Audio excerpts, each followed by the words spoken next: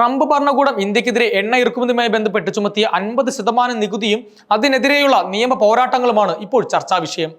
റഷ്യയിൽ നിന്ന് എണ്ണ വാങ്ങുന്നതുമായി ബന്ധപ്പെട്ടാണ് അമേരിക്ക ഇന്ത്യക്ക് മേൽ ഉപരോധം ഏർപ്പെടുത്തിയത്. റഷ്യൻ എണ്ണ ഇറക്കുമതി ചെയ്യുന്നതിന് മേൽ 50% അധിക നികുതി ചുമത്തണമെന്ന് ട്രംപ് ഭരണകൂടം യൂറോപ്യൻ രാജ്യങ്ങളോടും ആവശ്യപ്പെട്ടിരിക്കുകയാണ്. ഡൊണാൾഡ് ട്രംപിന്റെ മുൻകാല നീക്കങ്ങളും യൂറോപ്യൻ രാജ്യങ്ങളുടെ നിലപാടും ഇന്ത്യ അമേരിക്ക ബന്ധവും കണക്കിലെടുക്കുമ്പോൾ ഈ നീക്കങ്ങൾ വലിയ പ്രത്യാഘാതങ്ങൾ സൃഷ്ടിച്ചേക്കാം. റഷ്യ യുക്രൈൻ യുദ്ധത്തിൽ റഷ്യൻ സേനയുടെ സൈനിക നീക്കങ്ങൾക്ക് ഇന്ത്യ സാമ്പത്തിക സഹായം നൽകുന്നുവെന്നാണ് US ആരോപിക്കുന്നത്. US ഇന്ത്യ ബന്ധം വഷളാകാൻ സാധ്യതയുണ്ടായിരുന്ന ഈ നീക്കത്തിന് പിന്നിൽ അന്താരാഷ്ട്ര തലത്തിൽ മറ്റു ചില താല്പര്യങ്ങൾ കൂടിയുണ്ടെന്ന് സൂചന. ഒരു വശത്ത് ചൈനയും യൂറോപ്യൻ രാജ്യങ്ങളും റഷ്യയുമായി എണ്ണ വ്യാപാരം തുടരുമ്പോഴും ഇന്ത്യക്കെതിരെ മാത്രം അമേരിക്ക പ്രതികാര നടപടികൾ സ്വീകരിക്കുന്നതിനെ ഇന്ത്യ ശക്തമായി എതിർത്തു. എന്നിട്ടും അമേരിക്കയുടെ ആഭ്യന്തര സുരക്ഷാ മന്ത്രാലയം പുറത്തിറക്കിയ കരട് വിജ്ഞാപനത്തിലൂടെ ഇന്ത്യയിൽ നിന്ന് വരുന്ന ഉൽപ്പന്നങ്ങൾക്ക് 50% പിഴ നികുതി പ്രാബല്യത്തിൽ വരുത്തുകയായിരുന്നു. ട്രംപിന്റെ നീക്കത്തെ ഇന്ത്യ അംഗീകരിച്ചില്ല. എണ്ണ ഇറക്കുമതിയുമായി ബന്ധപ്പെട്ട് US ചുമത്തിയ നികുതി ഭരണഘടനാ വിരുദ്ധമാണെന്നും നിയമപരമായ അധികാരപരിധി ട്രംപ് മറികടന്നെന്നും ചൂണ്ടിക്കാട്ടി US ഇന്റർനാഷണൽ ട്രേഡ് കോടതിയിൽ ഇന്ത്യ നിയമ പോരാട്ടത്തിന് തുടക്കമിട്ടു.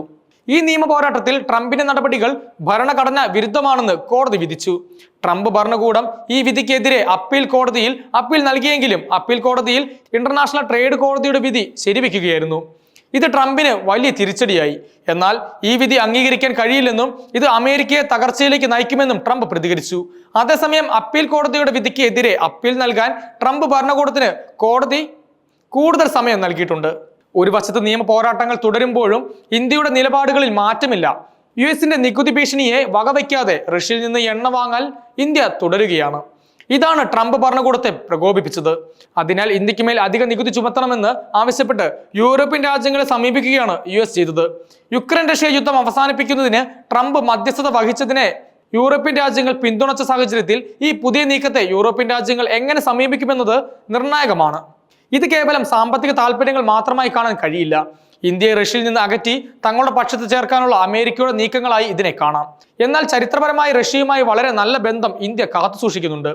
ഇന്ത്യയുടെ പ്രതിരോധ മേഖലയിലും സാങ്കേതിക മേഖലയിലും റഷ്യയുടെ സഹായം നിർണായകമാണ്. അതുകൊണ്ട് തന്നെ അമേരിക്കയുടെ സമ്മർദ്ദങ്ങൾക്ക് വഴങ്ങി റഷ്യയെ അകറ്റാൻ ഇന്ത്യ തയ്യാറാവുമോ എന്നത് കണ്ടറിയണം. അതേസമയം ഇന്ത്യയുടെ ഈ നിലപാട് അമേരിക്കൻ സാമ്പത്തിക മേഖലയെ ദോഷകരമായി ബാധിച്ചേക്കാം. അതുകൊണ്ട് തന്നെ ട്രംപിന്റെ നീക്കങ്ങൾ ആഭ്യന്തര തലത്തിലും വലിയ എതിർപ്പുകൾ നേരിടാൻ സാധ്യതയുണ്ട്. ചരിത്രം പരിശോധിച്ചാൽ ട്രംപ് ഭരണകൂടം വ്യാപാര രംഗത്ത് പലപ്പോഴും ഏകപക്ഷീയമായ തീരുമാനങ്ങൾ എടുത്തിട്ടുണ്ട്. ചൈനയുമായി ട്രംപ് വ്യാപാര യുദ്ധത്തിന് തുടക്കമിട്ടിരുന്നു.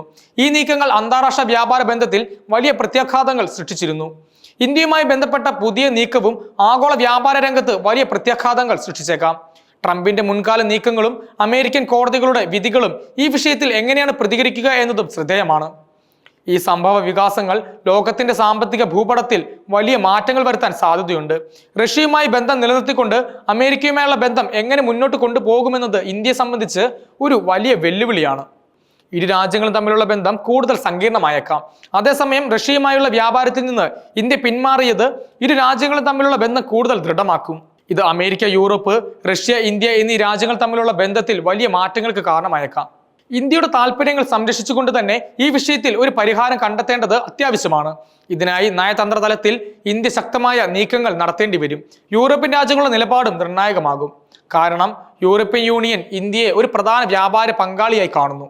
അതിനാൽ ഇന്ത്യക്കെതിരെ ഏതെങ്കിലും തരത്തിലുള്ള ഉപരോധം ഏർപ്പെടുത്താൻ യൂറോപ്പ് തയ്യാറാകുമോ എന്നത് സംശയമാണ്. അതുപോലെ ട്രംപ് ഭരണകൂടത്തിന്റെ പുതിയ നീക്കം അമേരിക്കയുടെ ആഭ്യന്തര രാഷ്ട്രീയത്തിലും ചർച്ചാ വിഷയമാണ്. അടുത്ത തെരഞ്ഞെടുപ്പിൽ ട്രംപിന്റെ സാധ്യതകളെ ഈ വിഷയങ്ങൾ ബാധിച്ചേക്കാം. അമേരിക്കയിലെ വ്യാവസായിക വ്യാപാര മേഖലകൾ ട്രംപിന്റെ ഈ നീക്കത്തെ എങ്ങനെ നോക്കിക്കാണുന്നു എന്നത് വളരെ പ്രധാനപ്പെട്ടതാണ്.